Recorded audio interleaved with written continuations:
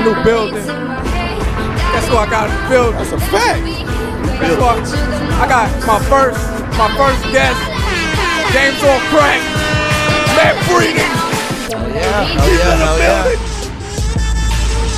MPWA Wrestling.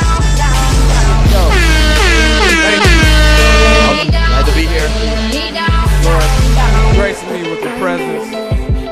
As everybody knows, you know, Krack, I'm a wrestling head, you know, and something I've never got to do is visit an independent promotion. Matt runs one of those. Matt, tell me something about you. I want to know, how did you get into wrestling? What made you a fan? What was the first thing that really caught your eye? Because we were talking off cam about the Undertaker. I got an Undertaker story because he's kind of like the first guy like I really remember. But tell me. All right. Well, my whole family's been wrestling fans forever. I was just the only one to decide to go into it. Okay. Legit, my mom has like video of me and my walker walking up to the TV whenever wrestling would be on. Stay there. The minute commercial would come on, I'd walk away. And then wrestling would come back on. I'd walk back up. Come back. So, I mean, I remember it, like, I've literally watched it my whole life. I don't recall ever wanting to do anything but the business. But I didn't, like, have a true favorite until The Undertaker. Yeah. I don't know why. Like, he caught my eye, and I was like, all right, here we go. Because everybody else was big into Hogan and Ware, and then, like, it was, like, cool. Yeah. Those were like the first two that I was kind of like exposed to, and you know you had you remember the dials that don't move, you know what I'm saying? Like my little cousin used to chew on them. Yeah, right. You know what I'm saying? But like you, Taker was like the first. What year? From the beginning, like, I was legit there with my family when he beat Hogan. Okay. See, like that's my story. Like, yeah. My mom was a diehard Hogan fan, and my uncle, who's now passed away, but I was named after him, was there with us. And like it was me and her going back and forth all night long about Undertaker, Hogan, who's gonna win. Little kid, and I'm like, oh yeah, he's never gonna beat Hogan, but I'm gonna keep talking crap to my mom. And so when he won, the look on my face and my uncle like sitting over there staring at me and my mom and laughing because both of us were in shock. Like, Undertaker just beat Hogan? What the heck is that? Yeah. I was already a fan, but that kind of like created that memory for me that now here we are, how many years later. Okay. It's still there. See, I don't remember what year. I want to say it was 92 Royal Rumble. Mm. It's him versus Yokozuna. Oh, yeah. Casket match. Uh-huh. It's the first thing that I ever it's ingrained in my mind. Right. I remember Taker losing, shoved him in the casket. The flying. Oh my goodness. The flying. I can never, like, when I think of iconic Undertaker moments, I always go back. That's one of like two that I always go back to. Yeah. And I was hooked. I was really hooked. And I would ask my parents all the time. They'd never give me pay-per-views unless it was WrestleMania. But you know what I'm saying? Like, if it was a big event, they'd let me watch. And I really just, WWF was like everything. Right. Everything. So I just want to go a little bit further. You've actually been in the business. Like, you got there. Mm-hmm. Detail what it was that got you there. And what was it? Because I think we've all been backyard wrestling, like throwing down, like, you know, like old mat or whatever, do some wrestling moves. But what made you actually take those steps to pursue it? Legit, this is going to sound crazy. I never thought I wasn't going to. And I hit the age of 15, and I hated high school. And there was a wrestling school in Canada that would let you come over there, and they would like let you get your diploma over there, and you could start training. And I just wanted to go ahead and start my journey in wrestling. Yeah. So my mom's like, okay, you can go do that, but as long you have to graduate when you go over there. And legit, she paid like $10,000 to go over there, something like that. To answer your question, I don't know. I just never not thought like I wasn't going to get in it. Right. It just had to happen. Mm-hmm. And there was a school that was 4 hours away from here that, looking back, it wasn't the best school. They were a bit of a scam artist. But I walked in the building and Sean Spears was my roommate. He was Okay. legit the first person I met. The Highlanders were there. Eric Young was there. So you have a bunch of people that started at a school that was crappy. Basically, the guy knew the Hart brothers and they let him borrow their name, but he didn't really know how to wrestle himself. Yeah. So yeah, I heard there were a lot of scams like that where people were using other people's names to bring in business, and you come and see there's damn near nothing there, no real place to get true skill or practice. Right. Or proper. So, yeah. Right.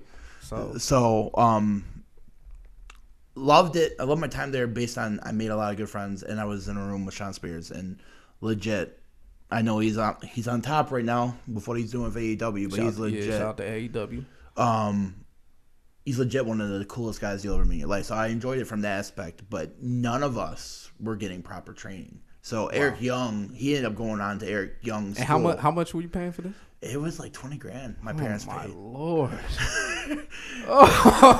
So I got lucky. I'm not gonna lie. My parents at that point in time had a decent amount of money, so they did what they had to do. Yeah.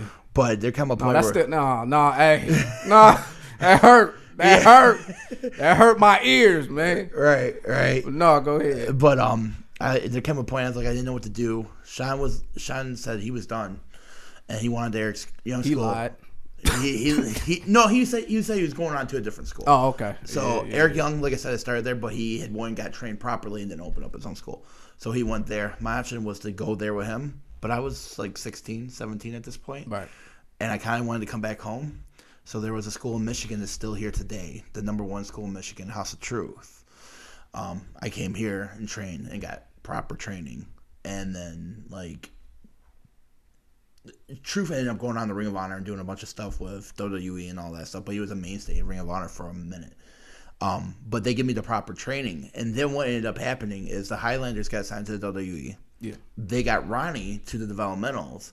And then once I finished my training here, Ronnie's like, why don't you come down to Louisville, which is OVW at the time. So I go down to OVW. I start training in their class, and they're all excited about me and stuff. 3 minutes later, they decide, we're going to send everybody down to Florida because they had SCW in Florida, OVW in Louisville. Right. WWE decided they wanted everybody under one banner. So my option was to stay there in OVW and train, or follow Ronnie. I keep calling Ronnie, it's Sean Spears. Follow Sean Spears down to Florida. And that's what I did. I followed him down there. At the time, it was FCW, which eventually evolved into NXT. And you had to go. There was different courses and classes you had to go through. And I was in the first stage, like in between the first and second stage, when I ended up essentially breaking my neck. But I was training. I was like top 3 in the class of 20. And you're talking about a class day like Bo Dallas, Bray Wyatt, David Otunga. Okay. So that was something, but I'm sure you're way better than that. So, we were it was cool. I was doing great, and then I actually worked on a house show for them, and I was wrestling Sean Spears, took the running Death Valley driver, didn't get all the way over, and I ended up breaking my neck. So I took a year off, came back home because with what I was doing, I was getting paid to do the extra work, but I wasn't under a contract where I was getting money every week like someone like Sean Spears was at the time. So I'm not wrestling, so I'm not getting paid from them. Yeah. So I came home and got my stuff together, wrestled a few matches, and my neck never felt right. It never and at this point, when I first started this journey, I had no kids or anything. Yeah. By the time I broke my neck, I had 2. So I got 2 of those. I got 2 of those. I know being out of a job and just talk about where you were mentally I couldn't imagine, man. It was hard because my mindset had always been I was going to be somebody in the business. I didn't know what to do. It caused a major depression for me for a while, especially when I decided after I had those 3 matches that this wasn't the thing that was I didn't feel right wrestling anymore. I didn't know what to do, but I knew I still loved the business. Right. I started picking up reffing, and I'm good at reffing, especially locally. But I didn't feel like I was leaving the mark I wanted, and that's ultimately what led to me opening New Breed. The business isn't the way it is now as what it was when I first got in. I've been in it 17 years now. Yeah. When you got in people wanted to take you under their wing and show you the right way and take you on the road and everything. Now you go through school, it's like, go figure it out. Yeah. But then the vets want to complain about it. And I kept on hearing all these vets complain about these new guys and all this. I'm like, so I started talking to these new guys. What's your problem? What's going on? Nobody's telling us what to do. I was about to say, no OGs. No, right. You need an OG. That's mentorship is important, man. Like in anything. So that's when I decided to open up New Breed. And I'm like, everybody wants to use the top guys in the area that aren't going to make it anywhere. I opened up New Breed with bringing in top stars from all over the Midwest, all over Canada, and putting them with these new kids that don't have the opportunity. So now they're learning from some of the best. Instead of being stuck in the quote-unquote Michigan bubble, now they're learning from some of the best. I'm giving them my 17 years of knowledge, and they got legit chances to go somewhere. Yeah. So now I feel like if I can help any of them get to WWE, AEW or something, now there's my legacy, and I'm all about it. That's important. Like, each one teach one. I feel as though right now wrestling is, forget just WWE, but all around, it's hot right now. For sure. It's like really the feel that I used to have. Probably late 90s, like when I was like excited, like a lot of different products, whether it's New Japan, AEW, whoever, MLW, CZW. Like, you can go to a lot of different places. What do you think has been the biggest challenge with having a promotion and starting it, You just passed episode 2. You have we're gonna talk about the event August 3rd. Right. What has been like the biggest hurdle that you've had to deal with so far? Has it been the talent? Not really. Like it's Michigan. Like I'll be honest, Michigan hasn't done attendance wise more. Like if you're considered to be doing good if you do 150. I go out of state a lot. If you look at my Facebook, I'm doing all kinds of out of state promotion. They're doing 800 to 1,000 people. Our first night, I got a small building expecting not to do well, and we sold out and did 200. We're almost sold out on this next show. So you better say killing shit right now. I'm killing shit right now. Right, and I'm getting a lot of negativity because I didn't take the same route that everybody in Michigan has done since I've been here. Everybody's used the same core guys, and I'm not talking crap about them, but everybody uses the same core guys, different ways for every different promotion. I'm like, I'm not doing that. I'm not even using those guys. I'm gonna use these new guys that are hungry and that want to make it. They're going out and they're promoting the event. I put out the lineup last night. I slowly leaked it, but I put out a final lineup of our card last night. Every member of my roster shared it and promoted it. Yeah. You go elsewhere, nobody else is doing that. Fact. So the fact that I didn't just follow the blueprint of what Michigan's created, I'm like, no, we're better than that. I just did a show in Indiana last weekend, 800 people.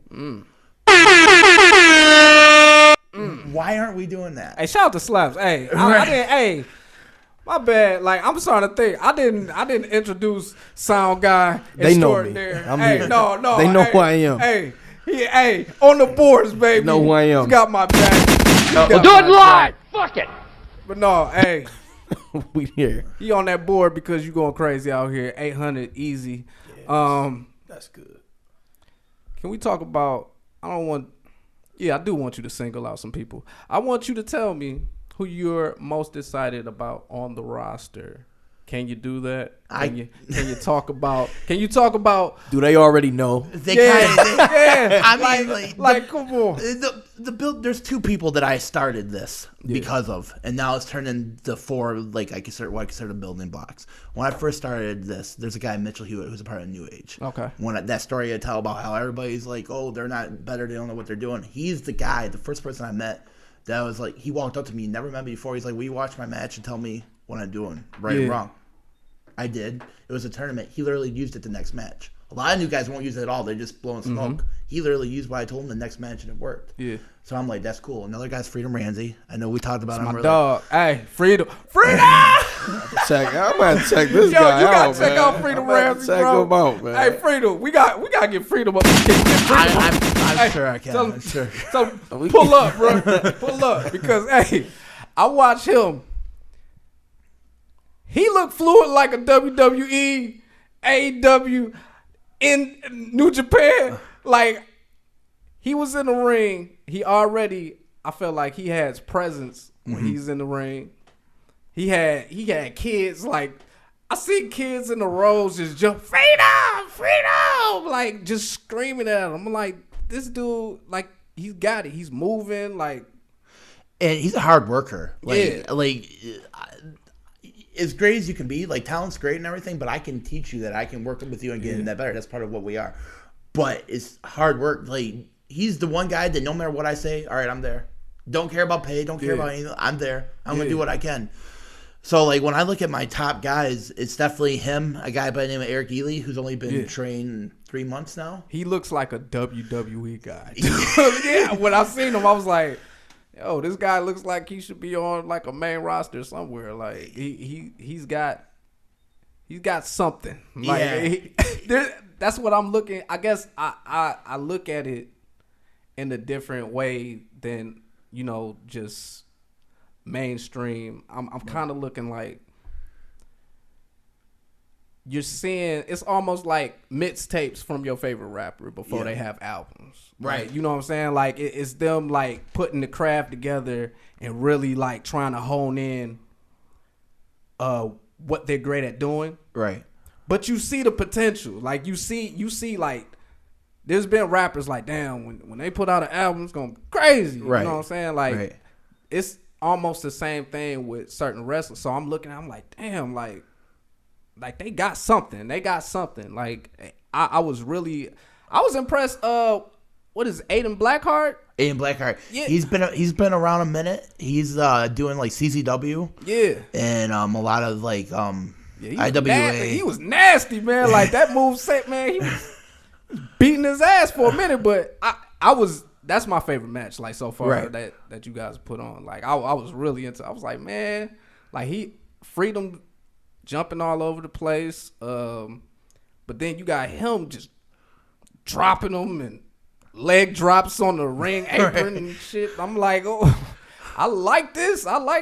So yeah, man, I was really impressed by Freedom. Like, he just, I'm glad that you're saying he has that type of work ethic, because, like, I do. I feel like he could be doing something like right now. There's experience in getting your name out there. Like, Eric, almost a guarantee he'll be in the WWE someday. But he's only been trained 3 months. Yeah. So he's got to do what he's got to do to get there. Yeah. Freedom, I believe, is capable of being with any of the top promotions. Yeah. But because he's a little bit smaller, you gotta work a little bit harder. Right. But he's getting the character on top of which, like, he yells Freedom. Yeah, I was about to say, that's what I'm saying. Like, he's already, like, prepackaged. Like, you know, I see him cut the little promo outside. You know, like, I like seeing that. Like, I like seeing, like, of course, this isn't going to be the finished product. Like, everybody's working to become better. Right.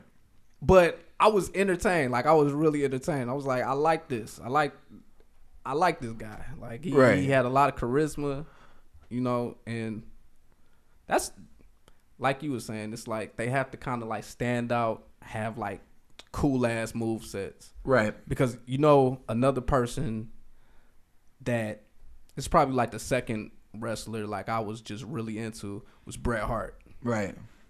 All just, my God, like, the illest moveset to me. Like, he's just technical wrestling, like, at its apex. Right. Like, it's nothing surpassing Bret Hart to me. And I didn't even understand this as a child. Once I got older and kind of, like, call myself understanding. Right. Because, you know, I want to talk about that as well, because there's a lot of people who criticize wrestling, or let's talk about WWE. Mm-hmm. We had a small conversation about it off cam, but where do you feel they've went wrong as far as keeping people? Because we see the ratings drop, and AEW is kind of taking up mind share right now. Where do you think the disconnect has come from with WWE? Because we all came up, like, without WWF, like I don't know if I get into wrestling, Right. like I'm into wrestling. So, what do you think has been like the disconnect, and is it something that you actively do with your promotion where you try to divert from what they're doing? Absolutely. Yeah. I think you go back and you listen to the Dean Ambrose. And if you're like, The Undertaker's my all-time favorite, but currently, like, people that actively wrestle, Dean Ambrose and Kenny Omega are my two favorites right now. Wow. You go back and listen to his podcast with Jericho, and I think that tells it all. Yeah. Creative. If you like, I believe like the way I do it, I got the outline of the story. Now you go tell the story how you want to tell it. You know what I mean? As long as you're hitting my key points. Right. That's how it was back in the day during the Attitude Era of WWE. Austin turned up to 10. Undertaker was into the skulls and all that crap. Yeah. That's what led to this. Mm-hmm. He's I don't want to say creatively, they're micromanaging people so much. Their movesets, their promos. Yeah. Especially the in the movesets too. Like if you look at Nakamura versus Styles at WrestleMania versus Nakamura versus Styles at New Japan. Yeah, it's like night and day, dude. Like I was really disappointed in that match. Like it's not the same. I had no idea they was messing around with people's movesets. I assume they let you get out there. Hey, like you said, get out there, do your thing, but make sure these things happen. Right. That's crazy. It's WWE style. Yeah. Of wrestling, right? Like, it's watered down because, and don't get me wrong, I get that they're friendly, they're like family friendly. A lot of what we're doing is family friendly too. But then you limit their potential. If you don't want to go out there because of whatever their reasons may be, and let's be honest, AEW and New Japan is a style of wrestling that the fans like nowadays. Yeah. If you're not letting the guys go out there and do that style, they can do it. I'm not saying there's not places for guys like Braun Strowman. There are, because there are fans of guys like him. Yeah. But if you got Styles and Ricochet on a show, bro, let them. I'm trying to see some chain wrestling. I'm trying to see every moonsault and I mean, flip. It's legit a fact. They have their agents bicycle kicks. Right. All that shit. Right. Let them go if they can. Right. If they can, let them go all out. But when you have agents in the back telling you what you can and can't do move wise, number one, that like I was taught, you go out, you may go out with a plan, and if the crowd ain't into it, you alter the plan. Yeah. You feed off the crowd, do what they want. If you got a preset match of what you have to do, you can't do that. Yeah. If it drops, then what can you do? Yeah. And then if you limit a guy like a Dean Ambrose on his promos, if they had done that to Rock and Austin, WCW would be in business. WWE wouldn't be. I was about to say WWF would be over. There would be nothing there. I don't know, man. When I watch, I feel like things seem to be. I don't know if it's just because Paul Heyman has been mentioned, with the new role, executive director role or whatever. It sounds like they're trying to get a little more edgy, trying to do different things. But I feel like it's been such a stagnant period for them. It's like they've lost a lot of, I feel like, the good faith that they've built with a lot of people. Like WWE for me, like Raw and SmackDown, it's like damn near junk food for me. Like I'm just,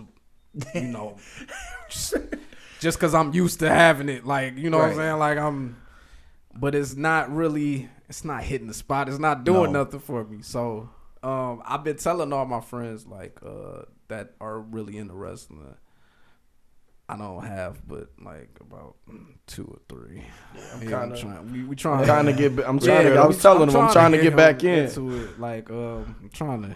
Master got to do it if it's anybody. Right. I was about to say. That's it. Right. I'm there August 3rd. Yeah. I mean, we're gonna be there. Let's be honest. Live wrestling is better than anything. Yeah. Let me tell you. I'm gonna tell you a dark fact about me. I've never been to a live wrestling event ever. Like my parents never took me. Wow. And then once I got older, I just never was like, hey, let me go. Let's go. Oh wow, because I've been to a lot as an adult. I've never been to one. I guess August 3rd is gonna have. Yeah, that's what I'm saying. Like, yeah. this show is gonna be my first wrestling event ever. Oh, wow. So man, that's shout out nuts. to the I new feel breed. like, Shout out to the new breed. Right. Man, a lot of people. I feel like I let you down because I've been to a lot. Yeah, lot of you for events. sure let me down. A lot of events, man. Wow. I've never. That's my bad. That's his fault. That's my bad. Yeah. Well, yeah, we gonna be first in there time for everything. New breed show. You want to kind of break down the card? I mean, yeah, why not? Let's see. Last time, as you guys saw, Eric Ely, he drew a lot of people. I'm not even gonna lie. Half that crowd was there because of him. So I was seeing the shirts like they were popping up. I'm like, damn, you already got the cheers section and everything, man. Like, I went outside because I didn't see anybody inside lined up. I went outside. I'm like, where the hell is everybody at? Like, oh god, I was nervous. I get out there and they're tailgating for him, chanting his name and stuff. Shit. I'm like, so in the middle of the day, I'm like, all right, we're changing everything. Next show, you're on top because I'm afraid these guys are gonna leave. So keep them there. Hey, keep them there for the whole damn show. Man. The privilege, which is people I've dealt with in a former promotion. Richard Dick. That's the funniest. Richard Dick, Robbie Keto. By the way, if you see this Keto, like I know you're beef. You still got beef with me. It's all right. But they want to run roughshod over us. Yeah. Eric's our guy. Eric's one of our guys. Giuseppe's a good friend of mine. Yeah. Giuseppe. He had to make Giuseppe Colonna. Man. Yo, talk about some power moves. Like, I seen him German suplex. My God. Yo. Like, and he was wrestling a kid that literally that was his first match. So wait till you get him in there with somebody that knows what they're doing. Yeah. And then their partner is Brian Shotwell, who trained me. He was the assistant trainer at the House of Truth when I was there. So like that's gonna tear it up. But like Caleb Stills and Dickie Bronson. Caleb was in our actual main event of our first show with Shane Mercer. Yeah. But now he's wrestling a guy by the name of Dickie Bronson, who actually trained in the same class I did 17 years ago. Okay. Well-known vet in the area. Hasn't been doing much except for help train these new kids because he didn't have anything he wanted to do, but he was so thrilled with what we did. Like now he's kind of like having a reemergence like he wanted to do it. Yeah, he got the itch. So him and Caleb could have like match of the year candidate. Okay. Legit. And then we got the rematch of Savage Society and the New Age. I'm impartial to the New Age because of Mitchell. I'm not going to lie, but Drew, oh my God, his tag team partner might be the most underrated guy on the independents. They look good together, man. Mm-hmm. Like they work well. And I love tag team wrestling. Like, old school Rockers and Heart Foundation. You know what I'm saying? Right. Like, that's kind of like my favorite like tag team era. So I love tag team wrestling. So I'm looking forward to, especially after the first match. Like now you got the follow bad blood. Like it's going down for real. They had never rubber match. They had never wrestled. Like the Shaman is legit trained at FIP, which was ROH's developmentals back then. Okay. He just moved to Michigan from Florida, and we formed this. They had never wrestled each other, and I felt for their first match that was pretty darn good. I'm opening up August 3rd with them because in my mind they're a semi-main event. Your two most important matches on the show, your last match and your first match. Yeah. So I want to get them up and going, let them go out there and do what they have to do because that's the match I'm hearing most about from the fans. Like that's the one that they, generally speaking, that's the one everybody's talking about. So I'm going to hit them hot and heavy and give it to them straight out the gate. Let them go. I'm ready for it. Talking to them and hearing everything they gotta say, like they're hungry to prove that they're legit, not just top tag team in my promotion, but in Michigan in general and in the Midwest in general. So I think they're gonna go out there and do something cool. We got Freedom Ramsey and JP Ono. Freedom Ramsey and JP Ono, I'm gonna give a shout out to PPW, which is a promotion out of Northern Michigan. They wrestled each other out there for like a year and a half and had the top feud there. Okay. So JP Ono, but they both live down here, ironically. So JP Ono wanted to get on the first show. I didn't put him there. He kept on hounding me. I finally put him on the second one. I'm like, well, you know what? We're going to relive you in Freedom. So if you thought what Freedom did was good the first time, wait till you see this time because now he's actually wrestling in his feud. And then, I seen a little promo for the dude. I'm like, He looked like he got a character, so like if he ill in the ring, one like, night only, yeah. Yeah, I'm trying to see what that's like. Yeah. So they know each other is good. The other marquee match on the night will be this All-American Open challenge between Rob Clooney and Frankie right now. I don't know what that's all about, but Frankie is like the Eric from the first show. He's got a big fan base already buying tickets. This is only his second match. Wow. He was an amazing feeling. You pull up, people tailgate before you wearing your shirts. Like no, they was wearing the shirts. That's like, amazing. They all just had the shirts on. I'm like, damn, you just got a built-in fan base like already here. Well, he was like an amateur wrestler for like U of M and all that stuff. So like he already had that. He so got a name and he got some clout. Right. Yeah. And the same. Here we go with Frankie. He's a rugby player that has an established fan base that's buying a ton of tickets already. So he's kind of in the same spot that Eric was, where he's wrestling a guy with a lot of experience. Eric got the job done. You got some hot wrestlers, man. Like you got some people like moving the needle in the city and you know what I'm saying, metro. What we gonna call it? Tri-state area, Michigan, everywhere. Like I just I want to talk about a more technical, I guess, subject. Heels and faces. Mm-hmm. Do you find any trouble booking them right now compared to?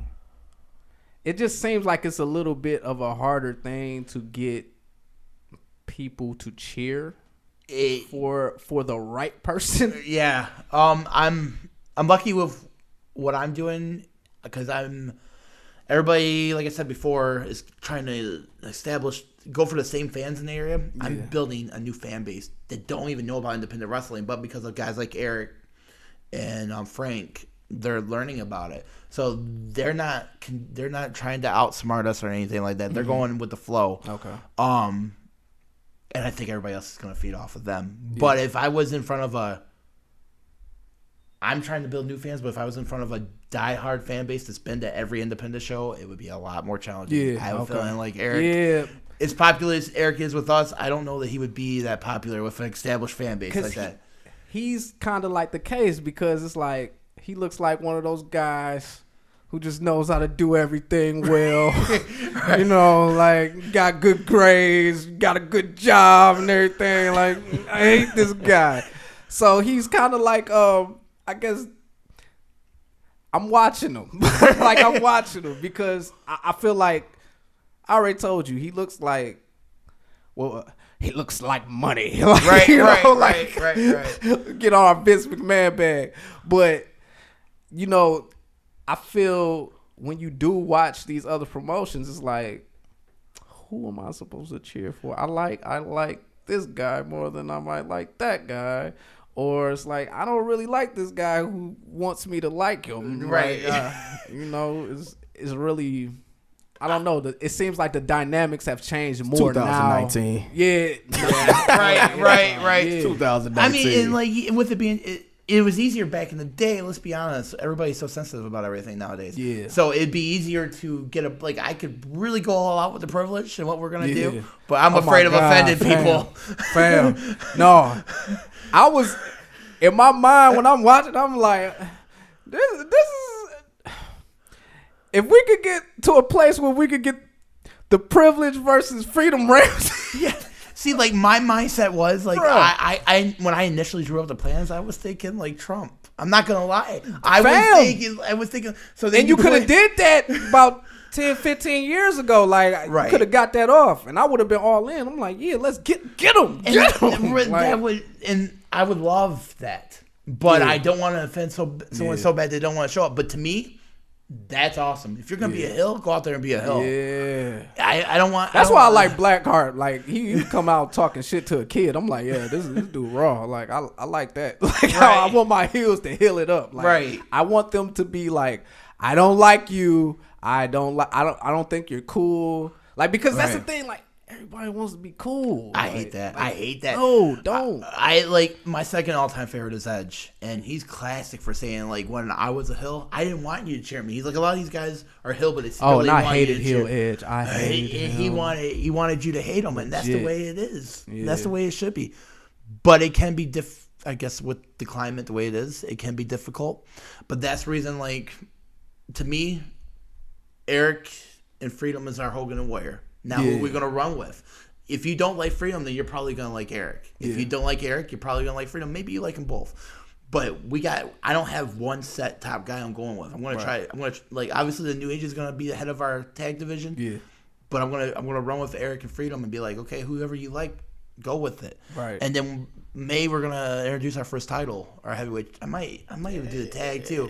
But we're going to have at our 1 year anniversary show, we're going to have our heavyweight champion. Okay. We're going to have looks like we're going to have a tag and a women's. I hope we've established Freedom's like our Warrior and Eric's like our Hogan or vice versa. Who are we going with? What are we going to do? Who's going to be the forerunner of the company? I think that all right. It's moving. Bang, bang, it's moving. Bang, bang. I don't know, man. I feel as though right now it's a perfect time, just for wrestling and just for fans right now. It's so many different alternatives. Is there? Who's your favorite performer to watch right now? It's hard because it's Moxley and it's Omega. Those are the two. I can't. Give me a favorite match. Give me something, man. Oh, tell me. Omega Okada, when he won the title, or Omega Okada. I think that's the first New Japan match I watched because I wasn't really familiar. Yeah. I'm relatively new to everything else outside of WWE. I've been really insulated in the WWE world, and I'm just now starting to find out about just different wrestlers. Right. Will Ospreay's oh my god, dude, I just saying on Twitter he chopped the shit out of this. I thought this dude was about to break in half. He chopped the shit out of this guy. Right. And it was getting mad retweets and likes and everything. It was I don't know if I'm doing it justice. This chop was I've never seen a chop like this. I watch wrestling. I watched Ric Flair. Right. right. I've brushed up. I've never seen a chop hit somebody this fucking hard. 7 months, I would say, since the win over.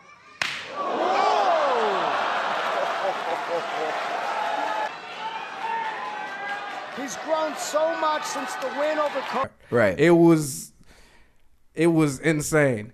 And I don't say that to take away from anything he does because he does much more than chop people. Oh, yeah. He does way more than chop people. But I was very impressed by this fucking chop. But I think he's the number one guy.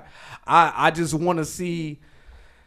I really want to see him in WWE. I'm not going to lie. I want to see him in AJ Styles. Him and Ricochet. I don't know if you want that. But once again, we get to they're not going to have the same match. Yeah. That's true. Because there was a big part of me that wanted Omega in the WWE. I wanted it so bad. Easier to watch. He couldn't. But what he does, and that's what I was about to say. His moveset is too dangerous almost. Yeah, man. Yeah. Because him and I'll just bring it up again. AJ Styles, man. AJ's my guy, man. I can't. There's nobody. There's people up there with him. But right now, when I'm just looking for a match, and if they just let him go, because there's been matches where they don't let AJ go.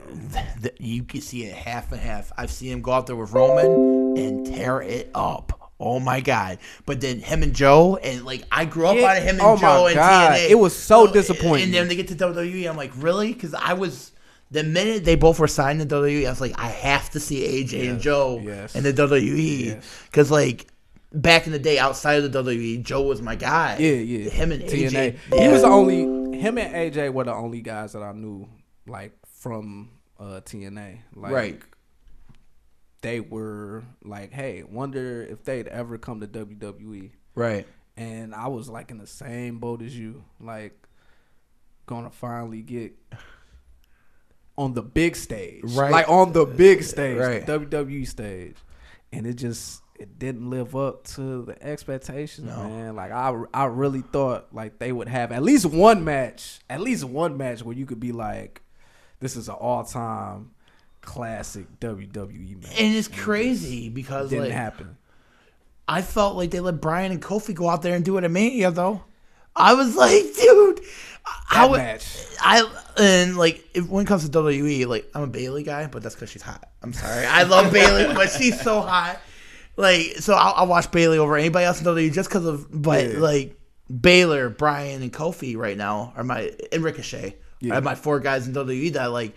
And I remember going into Mania like, Bryan and Kofi, this could be really good. But once again, it's WWE, what are they going to do? And they let them go all out. Yeah, so why can't you I was pleasantly surprised with that match. I was like, dude, like, this is... And we got to shout out Kofi Kingston. Absolutely. Kofi! I love Kofi. It's so funny when you... Because, like, I'm divorced now, but my ex-wife hangs out with me a lot.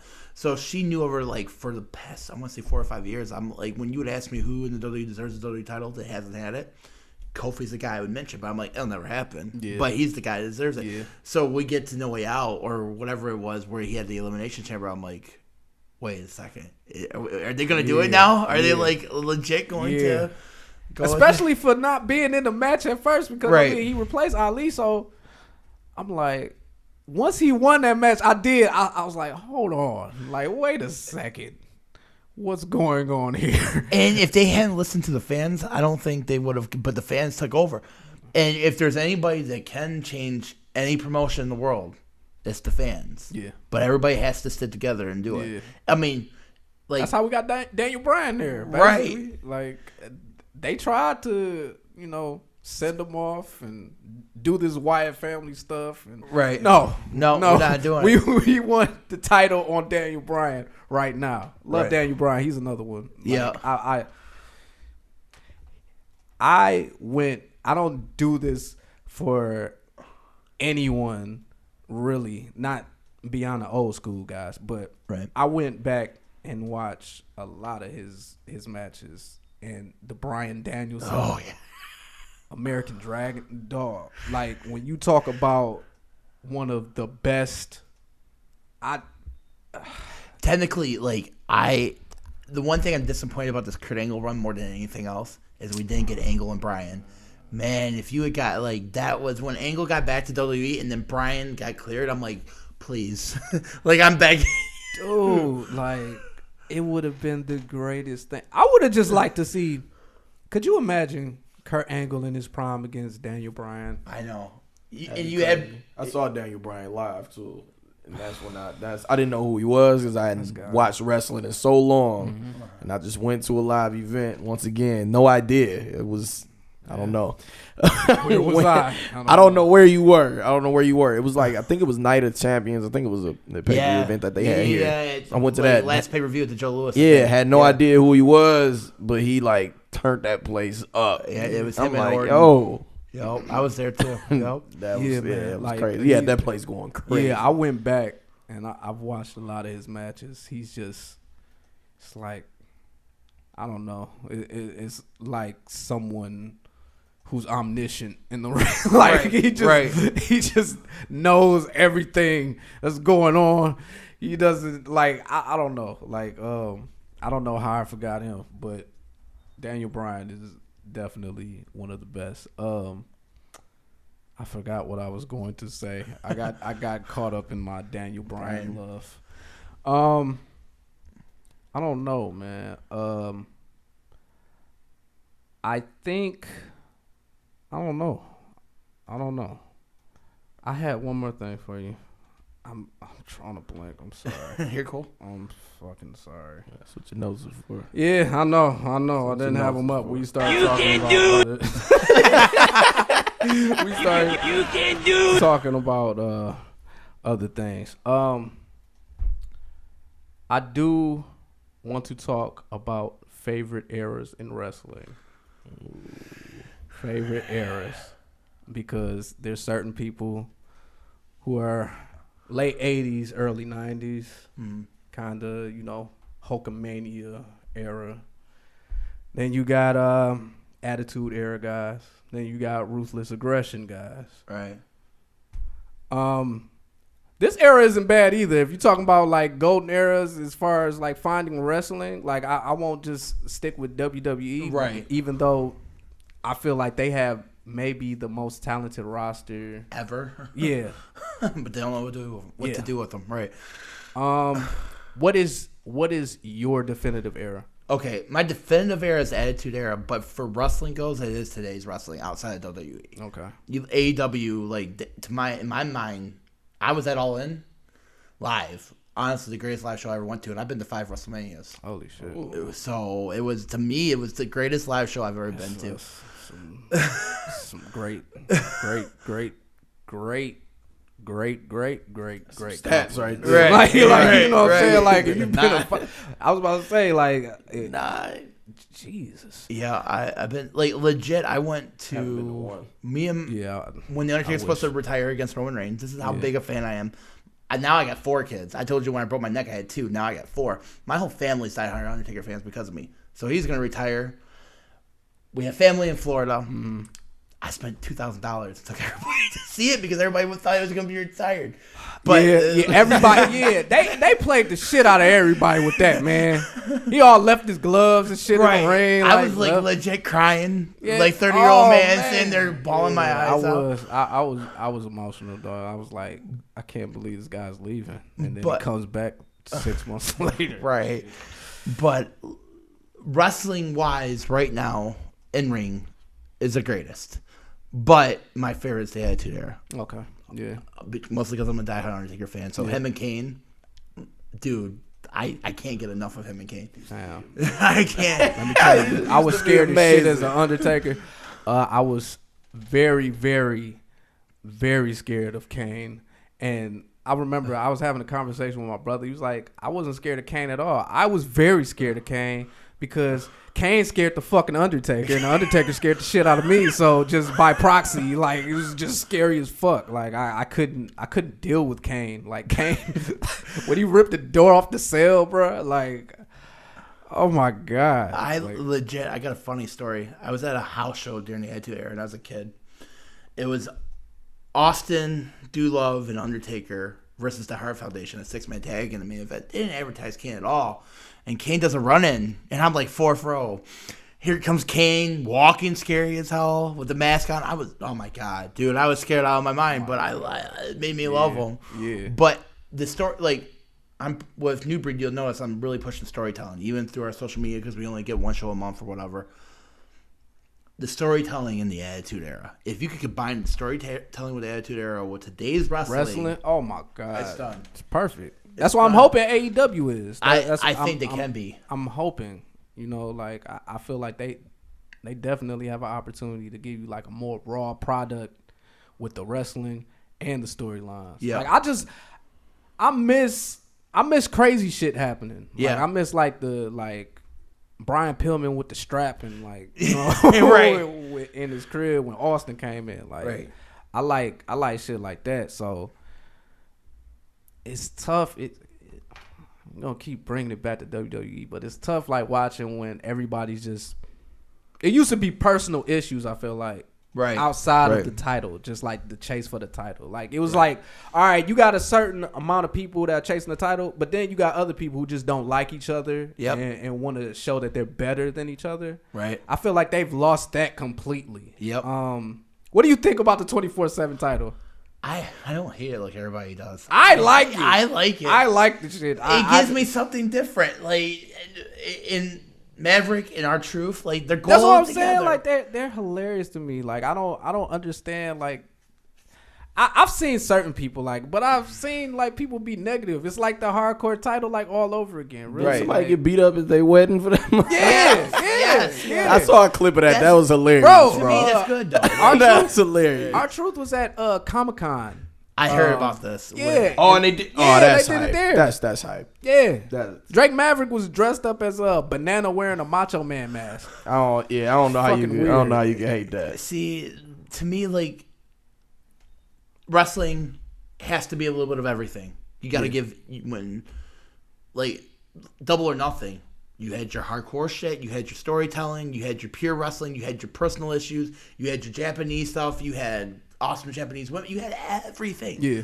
That's why it was so awesome. You can't, like, the one thing WWE does a little bit differently, and people want to complain about it. And then they wonder why they want to stay in their little box of Roman and all that stuff. Yeah, man. Like I've enjoyed it. Like it's a different pace. Like switch things up. Right. You know what I'm saying? And unpredictable. Yeah. The problem man. with the WWE is it can be very predictable. 24/7 makes it a little bit more unpredictable. Yeah. And it gives like, look, I mean, some people might remember like Drake Maverick is Rockstar Spud or whatever, but a lot of people like in the WWE audience don't know him for that. So you giving kind of like newer talent to your roster, like chances to do things. And then R-Truth, like I feel like he's hilarious. Like I feel like he's an unsung hero for like, you know, lower card, mid card stuff. Like he does like a lot of like really entertaining things, and you need that. Like you need that. Like what's wrong with just switching up the pace? Right. All right. I want to talk about some video games because this is Games on Crack. And we're gonna talk about Games on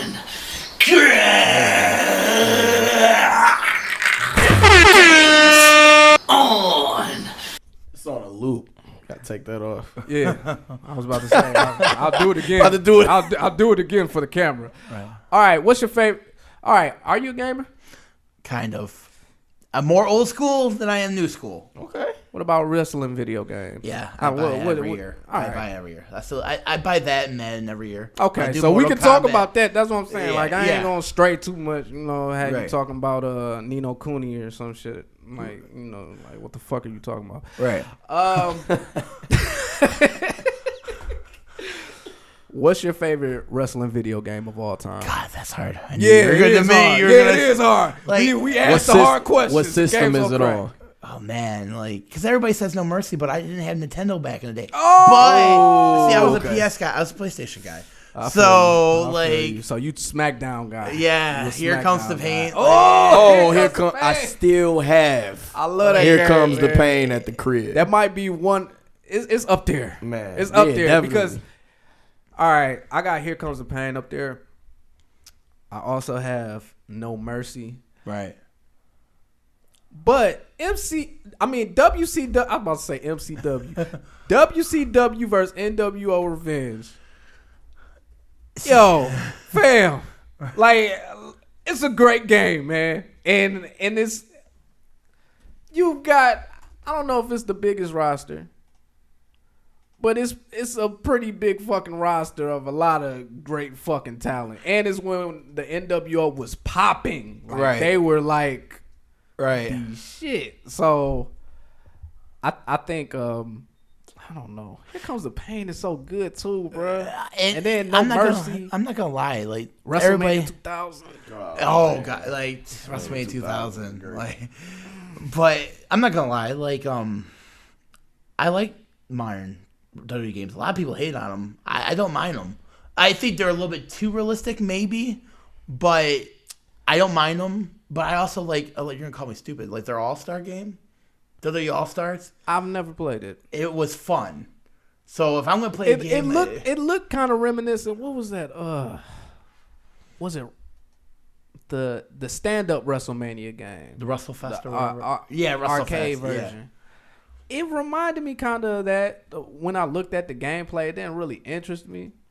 But I guess, you know, I might check it out now. Yeah. Now that you brought it up. I mean, I won't have my expectations like up on like Here Comes the Pain level. Right. But, you know, it'll be something nice. I liked 2K19.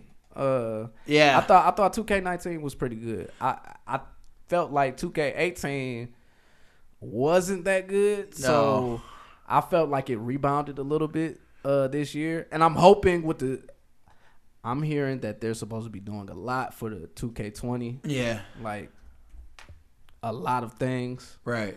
I would like to see like a story editor come back. That's my biggest complaint about the new games is this just going over history, which is cool. Yeah. But what I liked about Here Comes the Pain and those is it was a completely new storyline, so you wanted to see what happened. Dude, it was branching storylines on No Mercy. Like if you lost matches, like it wouldn't end. Like it would just take you to like another part of the story. That's I dope, thought I love that. Like I miss game developers putting that into their games. I want it to be like almost choose your own adventure type. That's what game. I want. Like either you go for like the heavyweight title, or maybe you have an Undertaker type of storyline, or Brian, something like that. Yeah, have different type of storylines that are associated with certain titles, and I just feel like beyond anything, it'll increase the replayability of the games, and you'll actually get back to playing it. But I don't know.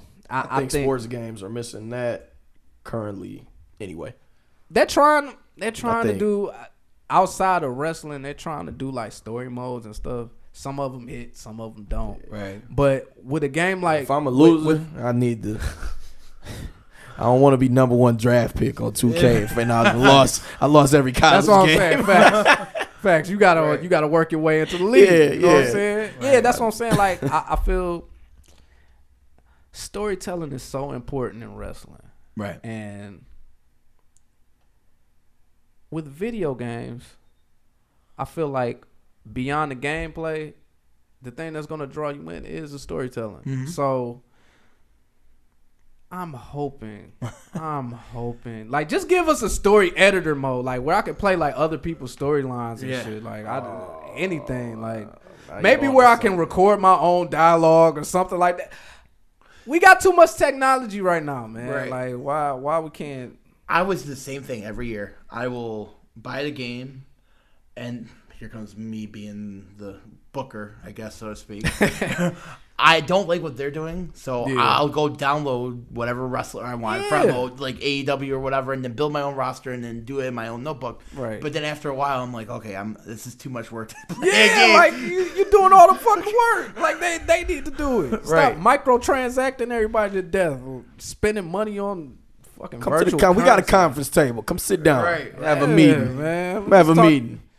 Who's doing that 2K Sports? God damn it, man! Like we don't need a history lesson in wrestling. That's for sure. We don't need a history lesson in wrestling. I enjoyed it like the first couple of times they did it. Like especially the Stone Cold. I really enjoyed the Stone Cold. Stone Cold was like,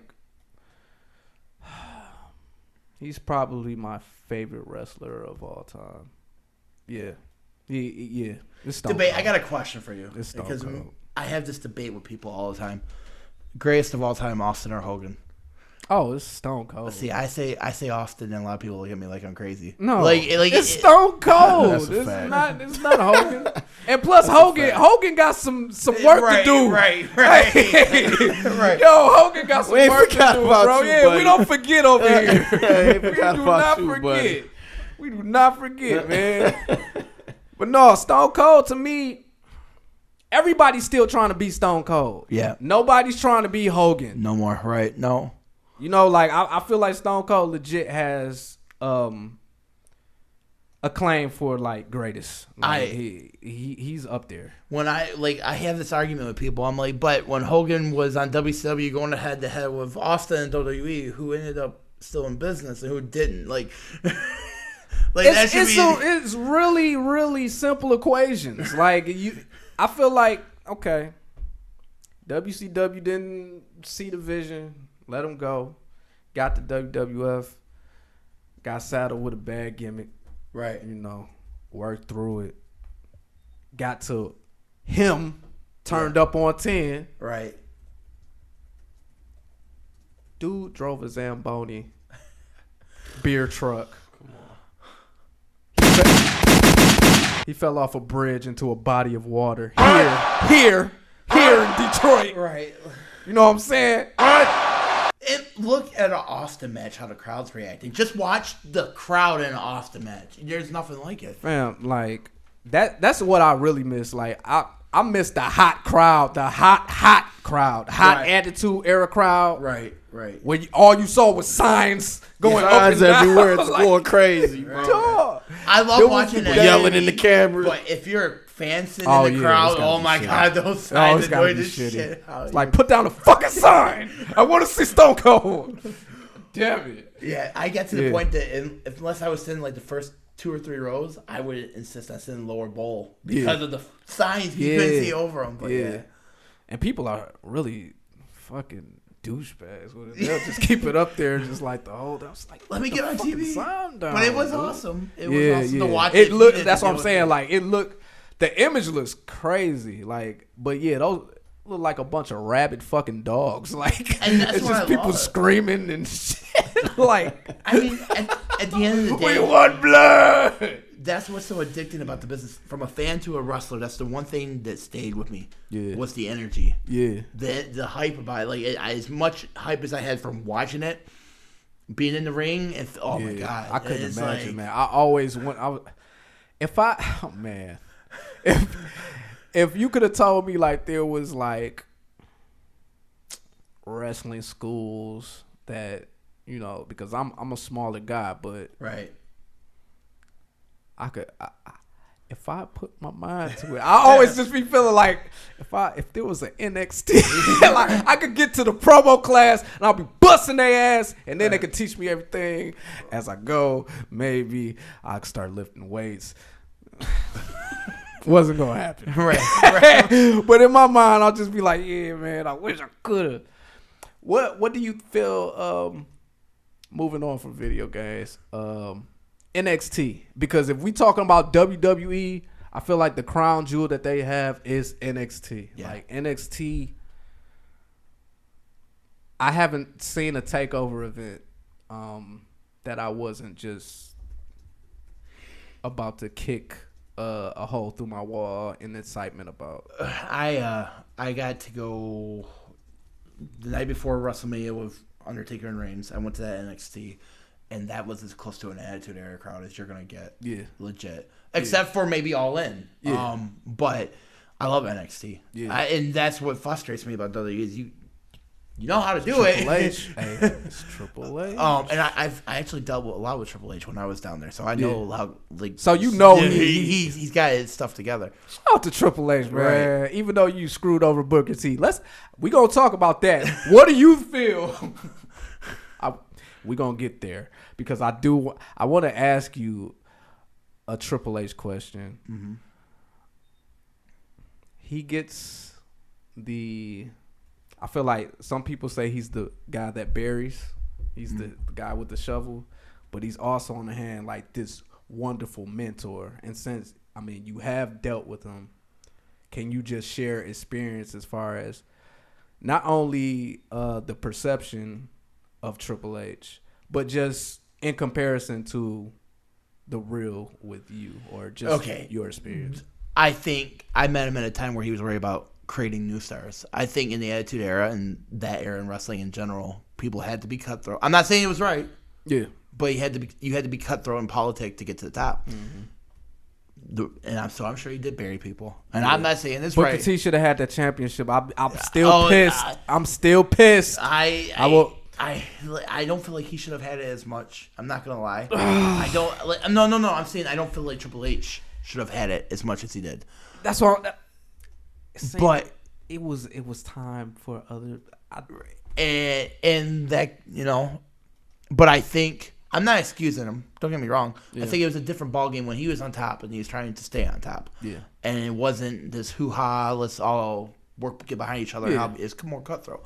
Now, he's the guy who's going to take over Vince. We know that eventually. So he has to have these guys ready to do it. So he does want to build stars. I don't think he's burying anybody now. No. I do. Yeah, he probably did bury people back in the day, and they probably made the wrong decision with it. Yeah. But I think one of the stupid things that I always hated about Vince was if he didn't create you, he didn't want to get behind you.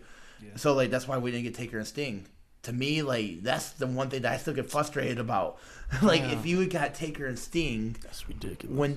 Imagine, and I hate Goldberg, like we talked about. But imagine when they did the invasion, if they had Flair, they had Sting, they had Goldberg, like if they had the real man guy. That was always my thing about the invasion angle. As much as I loved, especially when Stone Cold, underrated heel. He's almost as good of a heel as he is as a face to me, because him with the guitar, when he would be with Deborah and Kurt, dude. He was hilarious, right? And that's kind of where the what stuff came from. Like, it was heel Stone Cold. Like, initially, I'm sorry. It was just a tangent. But I feel though Triple H, I feel like at this point in time, people got to get over it. Like, got to get over, like, what he was, like, as a talent. I feel like he's doing a lot to push wrestling forward. I agree. And NXT, man, like I said, every takeover I've ever seen, I want to go very badly. I wish they would come to the trailer takeover. Oh, Oh, my God. I would lose it. But I'm going to have to go out of town.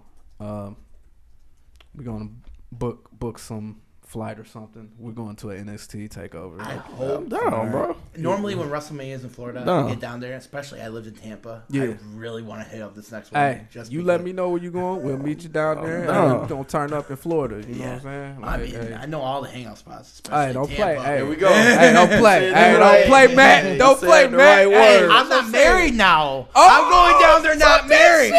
So I can really... Hey. Sorry, kids, you heard it here first. You're not going with me this time.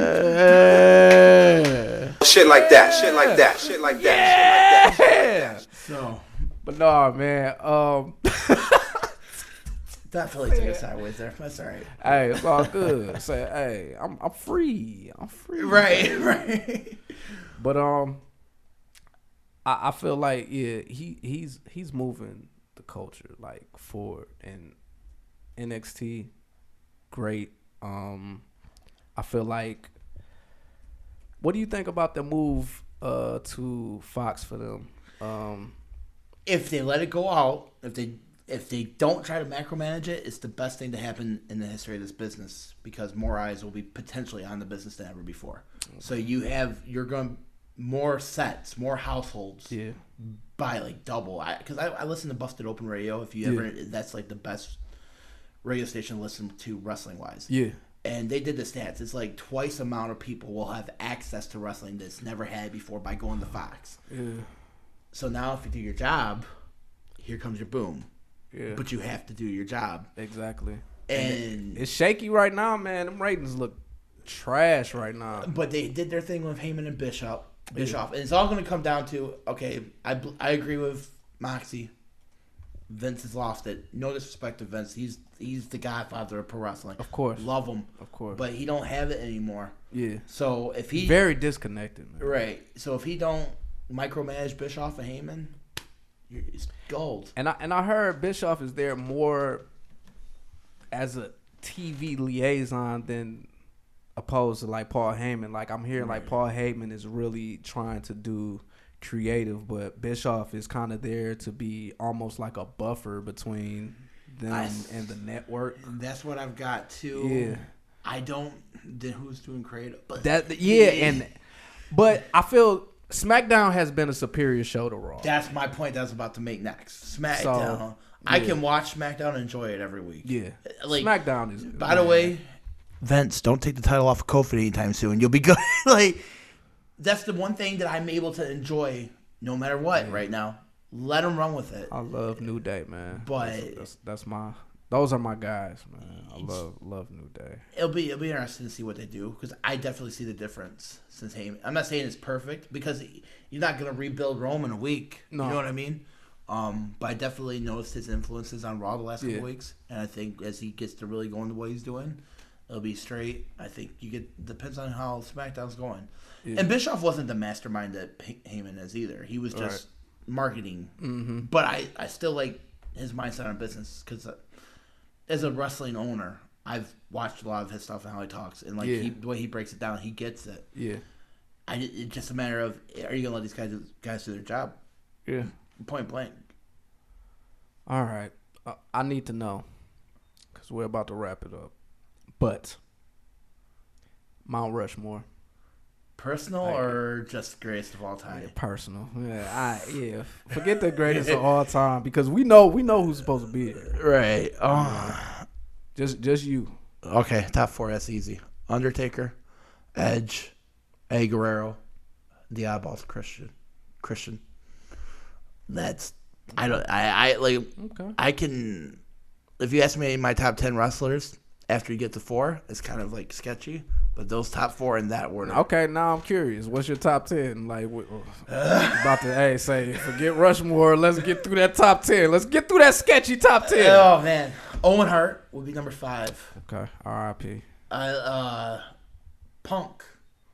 I CM love CM Punk. Shout out to CM Punk. Yeah, I'm conflicted about CM Punk. He doesn't give a fuck. I like that, but I don't. I'm the same way. Like, but in the ring, he's just him and Cena, even him and Rock. Him and Rock had like a really underrated. Like I feel like people kind of skip over it because the Rock you knew Rock was going over, but yeah, great feud. Like the pipe bomb, of course. Like the arms of God or whatever. Like I still can't get that out of my mind. Yeah, man. But I don't like what he said about the business because like I knew him back in the day and he was one of the people that was cool to me. Yeah, like during his ROH days. But I'm like, I want to say like he just said that shit for UFC. Like the stupid stuff he said. I want to say like he's there. I would hope so, man, because I was just such a big fan. Like I was a huge fan, and the way he left, it was just I was really disappointed. I understood, but I don't blame him for leaving because I can get, especially after hearing Moxie's podcast about the creativeness. But what I don't get is you got AEW that if he went there, that's what I'm saying. Like, do something. Like I know I can't tell you what to do, CM Punk. You'll probably never see this. He'll see it. Look. Do something. Just come back. Like just Chicago Labor Day weekend. Oh my God, man! Just like it don't have to be WWE. You got another AEW's right here, man. Like that. That's why I love so much about them having competition. Right. Big competition. They got big money too. Yeah, like they can pay them. Ain't playing around, right. like, hey. you know he's would open. He's flat out already admitted he would open his pocketbook for Punk. Like so. That sounds like billionaire Ted talk to me. Like you know what I'm saying? Like that sounds very similar. I want Punk and Omega so bad. Like I'm so ready for it. Like I want Punk to just come back, man. And it just seems like he's just so snake bitten by just the entire industry. Even when he tweets stuff, like I'll be keeping an eye on these things. I'm a real wrestling nerd that has nothing to do with his life, so I'm just watching these tweets. Right. Like, why are you teasing people? Why are you acting like you may come back? You say what he did when he came back to the small little independent show. Yeah. Why don't you get to see him Punk? I would love to get CM Punk. Get him. He's not that far. Chicago. Chicago made. I'm going to admit something here that I wasn't going to admit before. I will admit, 10 years ago, I ran a promotion. It went under because it wasn't making the money that I am now. After 3 or 4 shows, I lost like $5,000 a show, and I was like, okay, I'm done. But Colt Cabana and Sean Spears was my main event. So I like. See, you get him. Go grab him. Go grab him. Put in a little call. But Colt and him. Yeah, I know. They ain't a lot all of people good. don't know Sean Spears and Punk are pretty close. Yeah. So okay. Yeah. If he wanted to come back, that's what I'm saying. Like, hey, you know what I'm saying? Like New Breed's there. Like whatever you want, you can take over the book, create everybody's however you want. Punk, you can have it. So keep going with the top 10. Man. I wanna hear so Kane would be 7. Okay. Brian Pillman. Oh my God, dude. He's one of those guys who people don't know if he was still around. Yeah. Oh my God. Like we ain't got he just like Owen Hart basically. Right. Like I feel like those are two like just really entering the prime, like really ready to take off, and unfortunately they're no longer here. But let me take that back. I don't feel like Owen Hart was utilized correctly. I don't either. After Nation of Domination, really, I felt like the Nation of Domination was actually really good as far as how how they introduced him, the new gimmick he was using. Like I was into it, like the Blue Blazer stuff. But I feel as though if he had stayed with WWF, worked through this horrible ass gimmick, he would have an opportunity to get to be the Owen Hart that I feel like everybody already saw him as, but the company didn't see him as. I think they dropped he should have been a champion during the him and Brett feud. Yeah.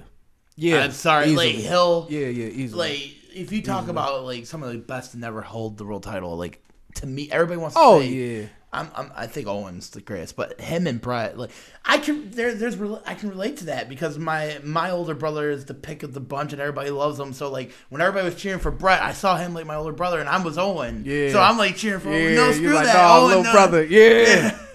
No, my little brother was like that. He was going for Owen Hart. I'm like, no, Brett's the guy.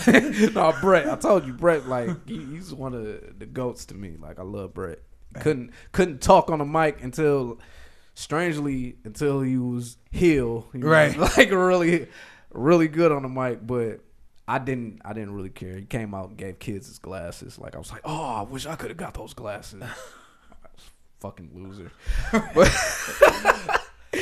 So how many was that? That's 8, I think. That's 8. 2 more. And then we'll go with Moxie and Ambrose. Okay. Yeah. Or Moxley Omega. Omega. Yeah. Okay. I couldn't give you my top 10. I think. All right. Here we go. Keep count. Gotcha. Stone Cold. Okay. The Rock. Booker T. There you go. Bret Hart. Undertaker. You don't get a what? It's 5. Shawn Michaels. Yeah. A lot of people think I'm crazy. I was never. I love him as a performer, but I couldn't, like Seth Rollins, great in ring. I can't get behind him because I don't dig the character. That's how I was with Shawn Michaels. Seth Rollins got to shut the hell up, man. I don't know if you've been watching what he's been talking about on Twitter. Yeah, like hey, leave. Just come on, man. Like I feel like he's really talented in ring, but he does too much, man. Yeah. Like, and he's not. When somebody, I'm a Roman Reigns fan, me personally. I don't get the hate. I understand the booking. I mean, since he's come back, like when he gets the boos and stuff, it's weird to me. Beyond that, if I'm looking at Roman Reigns versus Seth Rollins, I'm taking Roman Reigns. If I look at Dean Ambrose, Moxley against Seth Rollins, I'm taking Moxley. Right. I agree 100%. I can't. In my mind, he's not the top guy. No, he's just not.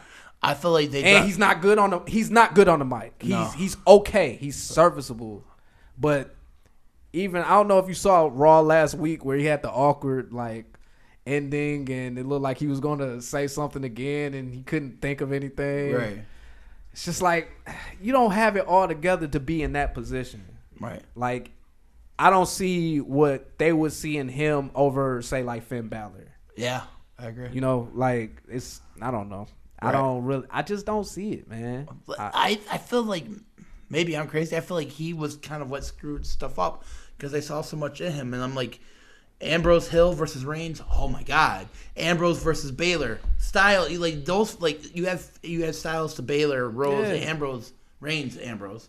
Like you had something there, and they pushed Rollins and. Great in ring, so I'm not taking anything away from in ring, but he didn't have it like those other 4 guys. Yeah, I don't. And he talks like he got it all, man. Right. He don't. Okay, what was that? 6, 5, 6. That was 5. Shawn Michaels. No, Shawn Michaels was your 6. Undertaker was your 5th. Are these in order? No, they're not. They're not. I only put Stone Cold at the beginning because he is like to me, he's the greatest of all time. Ric Flair. I have to put. I love Ric Flair. Like he was another one. When I was younger, I got a little bit older, say teen area. I started finding out about old Ric Flair, like back in the day, Ric Flair. We got 7, 8. I said Booker T, right? Yeah. CM Punk. Oh yeah, CM Punk gotta be there. He's in my top 10, man. I made too much noise for the boy, like throughout time. Kofi Kingston, love Kofi. I've been following since he was Jamaican. You done? Right. That was 10. That's 10. You done? There buddy. we go. That's my 10. I gotta put Kofi in my top 10, and you know why? I haven't gotten as emotional watching wrestling when he won the championship in a long time. You had Kofi's moment where he won the title. I got emotional for it, and then that thing with Cody and Dustin at the end of Double or Nothing. I'm like, oh shoot, I do have emotions for wrestling now. Yeah, man. Like that's what gets so frustrating because there is nothing like wrestling when done right. Yeah. It's nothing. And this is coming from somebody I haven't even got to like really soak in like the live experience, but it's a way that you watch wrestling that you can't watch like a movie. Right. Can't watch like a TV show. Right. It's a level of interactivity even when you're at home. Right. It feels like a sporting event, but it's other things around it. So it's not just pure sport. It's like the emotion of the storytelling around everything. Right. It's nothing like it.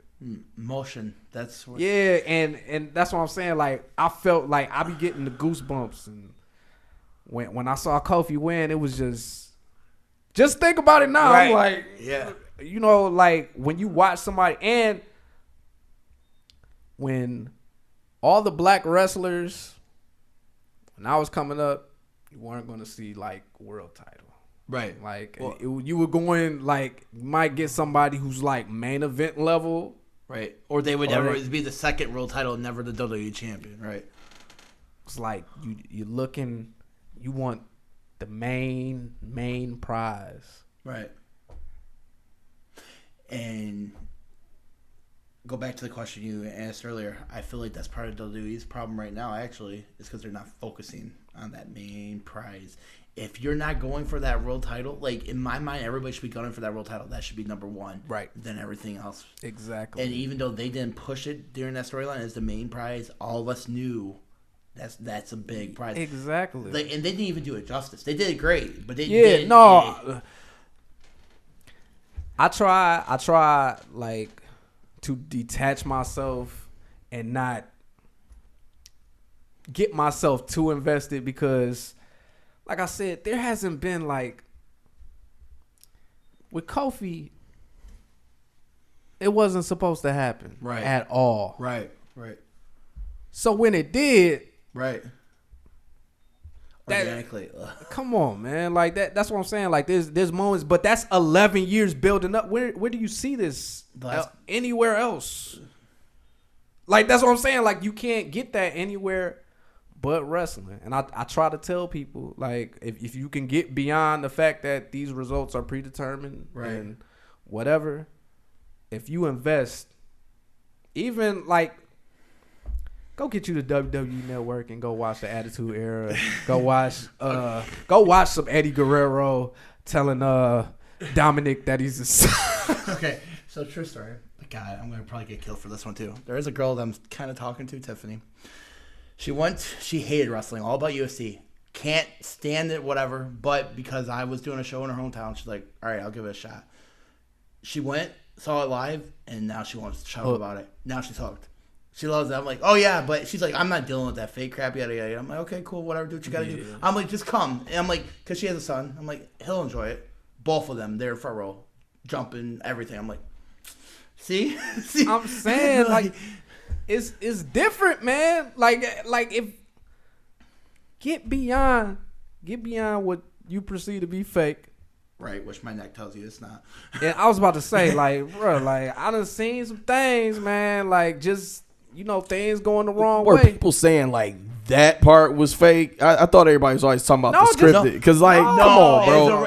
Y'all put y'all body through so much. Like, people don't even respect that. That's ridiculous. That's the thing that I get. That's ridiculous. I actually will get upset about is when people, like, act like it's not, like, they'll be like, "Oh, you don't really get hurt." I'm not getting in there doing that. I'm not getting in there doing that. On a bed or something. Like, no, this ring is hard. Like, it's plywood and steel. That's all. Yeah, like I've seen these things put together. This is not your bed. This is not a queen size, California size king. No, we don't do it to kill each other, but everything does hurt. It has to, or else you're gonna. As much as they say it's fake, imagine if we actually went out there and faked it. Right. The criticism we get.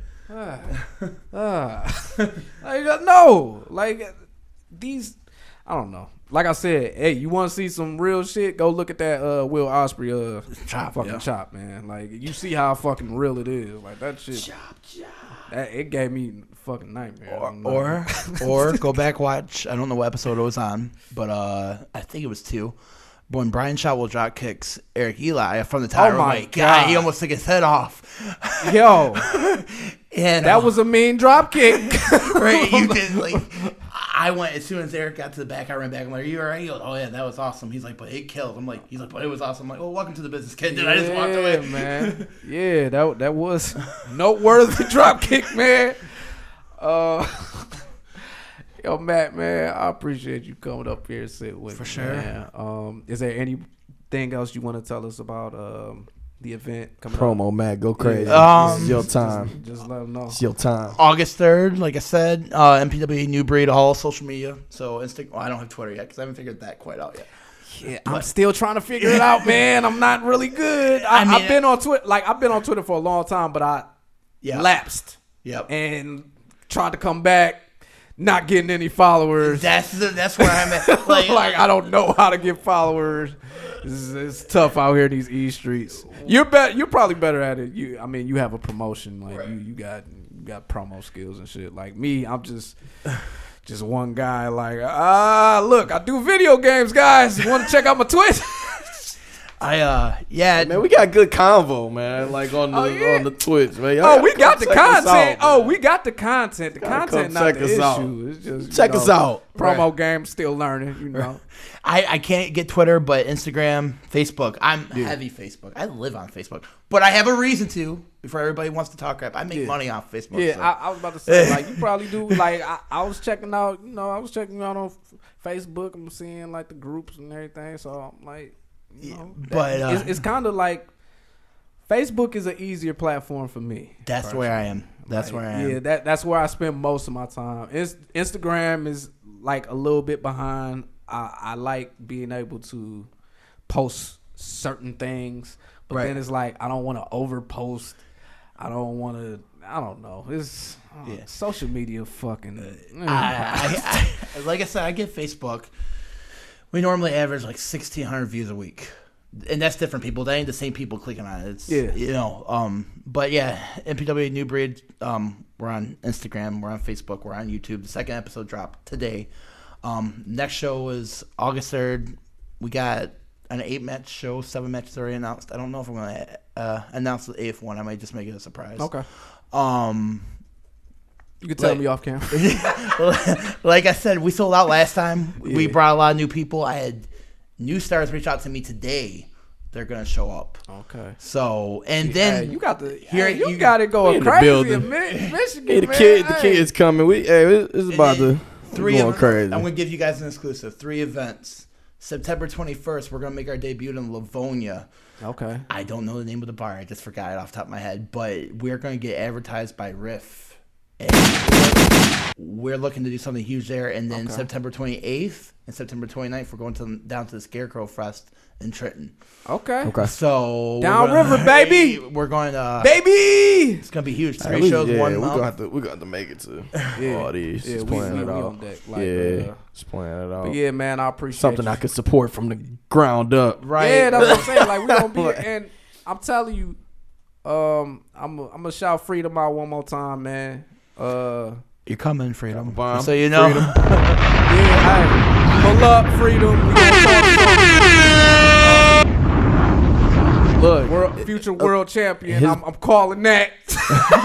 I'm calling that. About like you was talking about his promo game. Like, you know, I was running around on Free Comic Book Day just. Yeah. See, this guy. I'm just this out guy there. is the ill one. But when I'm walking in, he's sitting out there with a table, flyers. He's just like, hey, let me talk to you real quick. Let me tell you what I got going on. Yeah. I'm like, oh, I like the flyer. Presentation was dope. I'm like, y'all flyers was dope. I'm like, yo, I said, I got somebody. It got that real old. Shout out to does. that, Marv. I gotta shout you out on that. Shout You're the you out, hardest Marv. person. He's the announcer, right? He's the ring announcer. Yeah, shout out to the announcer. I see you getting it in too, bro. I see you getting it in. Shout out. He is the backbone of MPWA New Breed. He creates all of that content. And I told him one thing. I wanted us to be different from everybody else in the area. And I like the old school feel they give us because we're New Breed, but we got that old school look. I shout out to him. No, That's what caught my attention. If your flyer dope was garbage, I probably would have tried to keep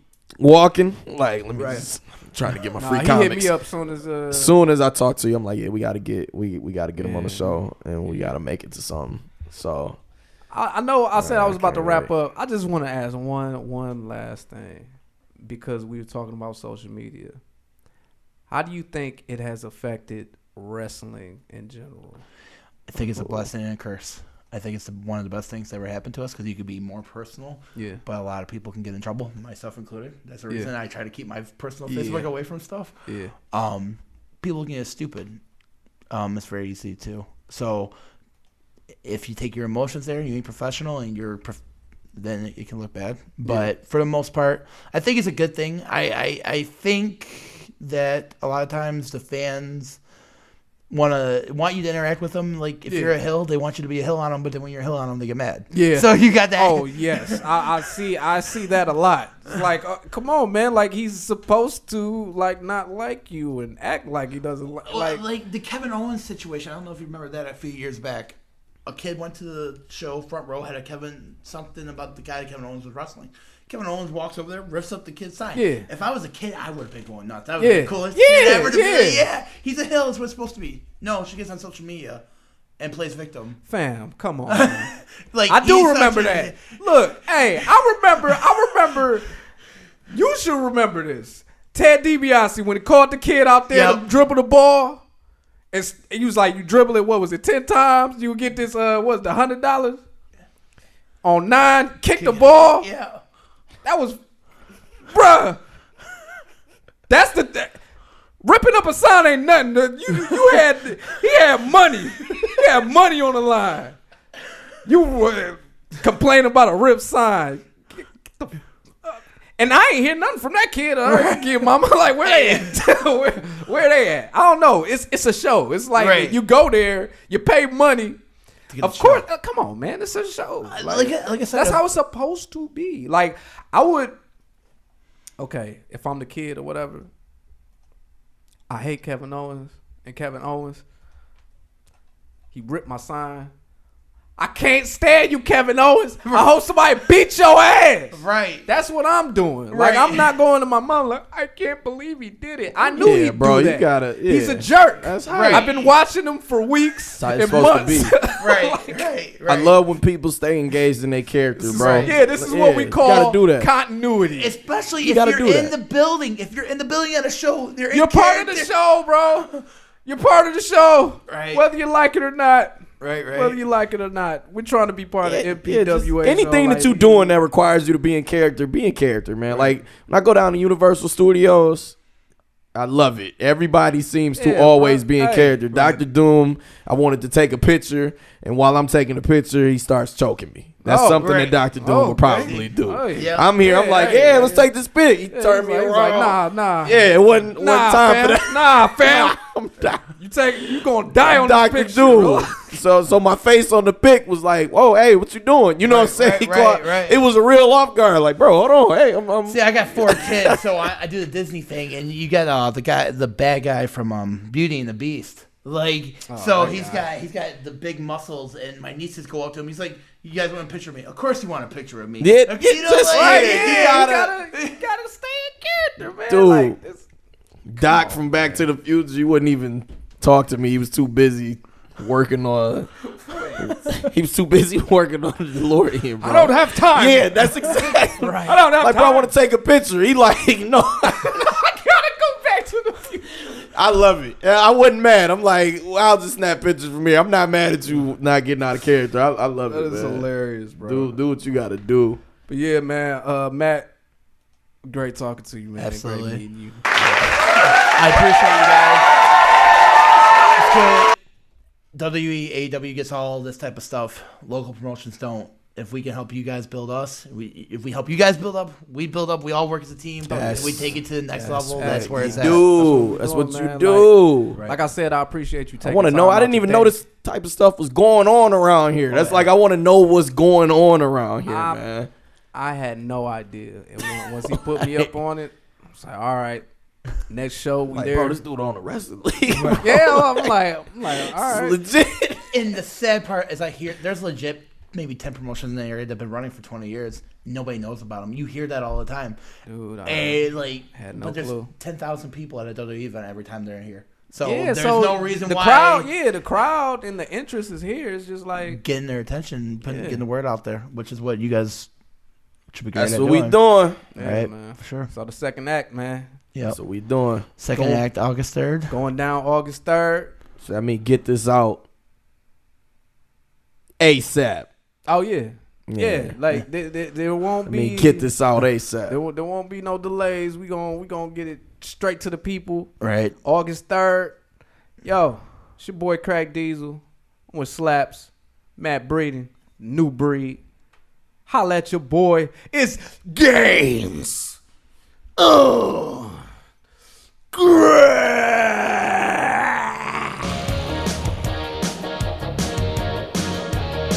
Danger zone. Don't flag us. Don't flag us. Hey, right. Don't flag us. Hey. They will. They gonna put ads on our video now. Nope, I'm gonna change it. It's ads on our video now. Yeah.